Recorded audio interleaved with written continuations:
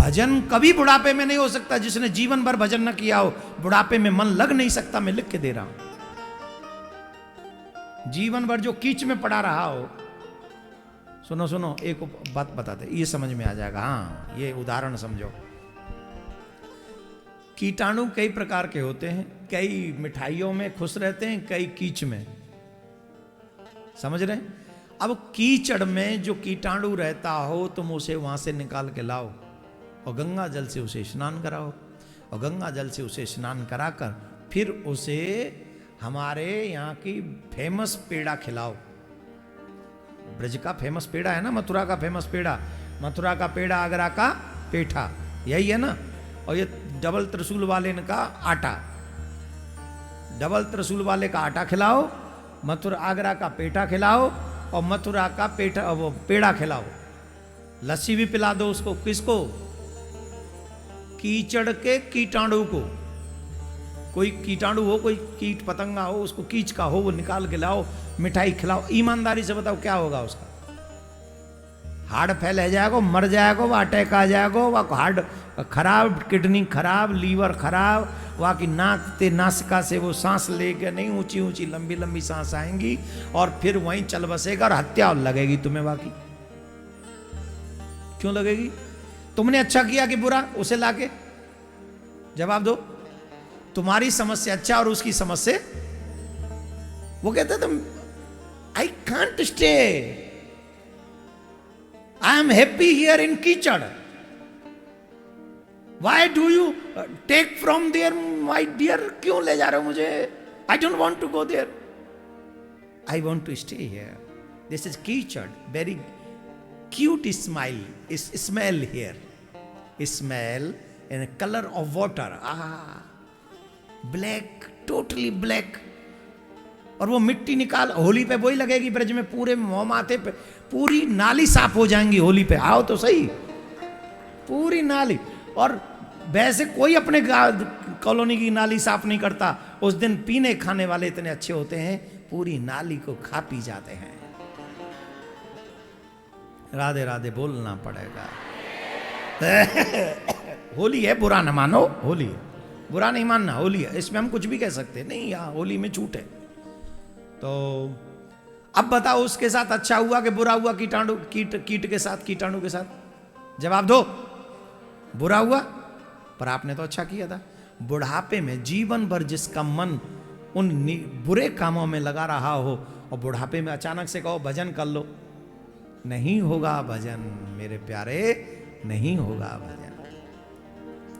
इसलिए आपसे आग्रह है, ध्रुव जी की तरह बाल्य अवस्था में ही भगवान का भजन करना चाहिए। बचपन में भजन करके ध्रुव जी ने मात्र 6 महीने में भगवान को प्राप्त कर लिया था। मात्र 6 महीने में। कितने? यही मथुरा वृंदावन में ही, यही ध्रुव जी ने इसी क्षेत्र में आके तप किया था। आप समझ रहे हैं? आप समझ रहे हैं कि नहीं समझ रहे हैं? ये भूमि बड़ी पवित्र भूमि है, बड़ी पावन भूमि है, बड़ी श्रेष्ठ भूमि है। इस पावन श्रेष्ठ भूमि में नित्य भगवान निवास करते हैं। नित्यदा हरे है सानिध्यम, नित्यदा हरे।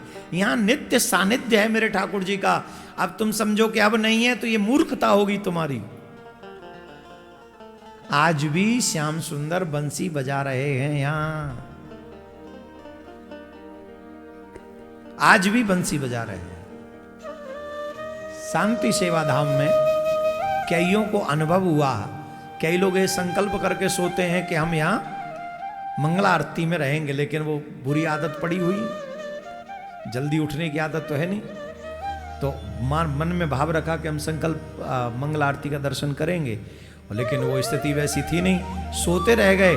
तो जब वो सोए तो उन्हें कोई बालक उनके रूम में, लॉक रूम में आके जगाता है, खड़े हो जाओ, मंगला आरती का समय हो गया, जगे खड़े हो जाओ। इसी शांति सेवा धाम में प्रिया कांजू का चमत्कार, खड़े हो। अगर आप कह रहे हो कि मैं झूठ बोल रहा हूं, तो मैं बिल्कुल झूठ नहीं बोल रहा हूं। जिसने मुझसे कहा वो झूठ बोल रहा होगा, झूठा होगा वो। मैं नहीं, मैंने जो सुना मैं आपको एक्सप्लेन कर रहा हूं। एक बालक बंद कमरे में कैसे आ गया?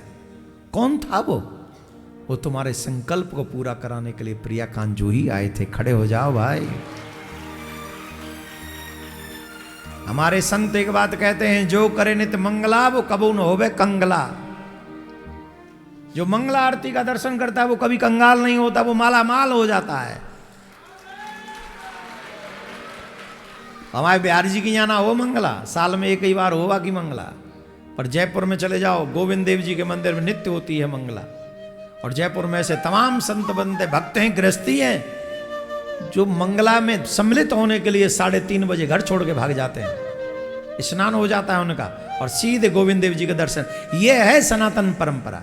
पड़े हो बिस्तरों में 15 बजे तक और कहते हैं हम तो प्रिया कांजू के चेला हैं, तेरे बाल खींच।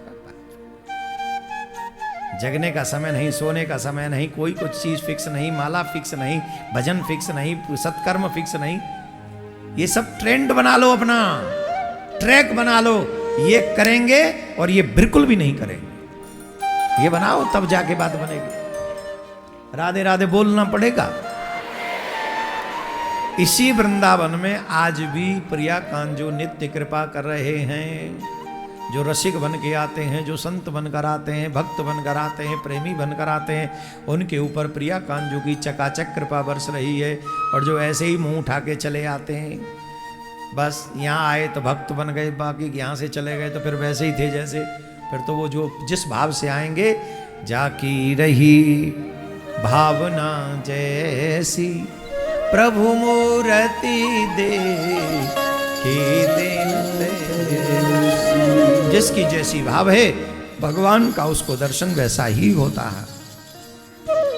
तो ध्रुव जी के प्रसंग में, ध्रुव जी के ही वंश में भगवान ने ध्रुव जी को अपना लोक दे दिया। ऐसे देने वाले हैं ठाकुर जी।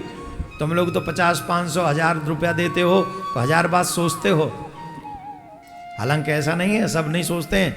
अभी हम लोग 10 तारीख को आई थिंक कन्याओं को वो कन्याधन देंगे, और उससे पहले परसों, और देखो परसों एकादशी भी है। बहुत पवित्र दिन है उस दिन, एकादशी का दिन है। और कई लोगों ने ये मन बनाया है कि हम कन्याओं का, और करना चाहिए। मेरे समाज में अगर कोई असमर्थ है तो हम उन कन्याओं की सेवा करेंगे तो मेरा जाएगा क्या? कितने लोग ऐसे हैं जिनके घर में बेटियां ही नहीं हैं, वो इन बेटियों को पढ़ा सकते हैं, उनका भविष्य बना सकते हैं।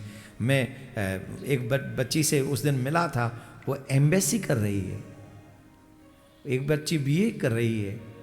और मैंने पूछा इसका सदुपयोग होता है? बोले महाराज जी बहुत सदुपयोग इसका हो रहा।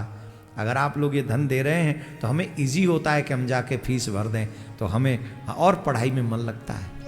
हमारे माँ बाप पे उतना वजन कम पड़ता है। हमारा बस चले तो हम पूरे ब्रज की कन्याओं को पढ़ा दें, और आप लोगों से मांग मांग कर उनकी सेवा करें। पर करें क्या? हमारे ब्रज में एक और कहावत है, उतने पाम पसारिए जितनी लंबी खोर। भाई कहीं ऐसा ना हो हम कह दें हम 1000 कन्याओं को देंगे और पता चले कि महाराज यहाँ 4 आदमी भी इकट्ठे नहीं हो, और फिर वो कन्याएं आ जाएं और फिर हम, है ना। तो इसलिए वैसे हमारी इच्छा बहुत है, या तो एक ऐसी व्यवस्था खड़ी कर दें कि अब वो बच्चियां सिर्फ आपके उस स्थान पर ही पढ़ने लग जाएं, या कोई ऐसी व्यवस्था। अब तो जागो सनातनी, बहुत दिन हो गए भाई ये कहते कहते, अब नहीं, अब तो हमें और जागना होगा।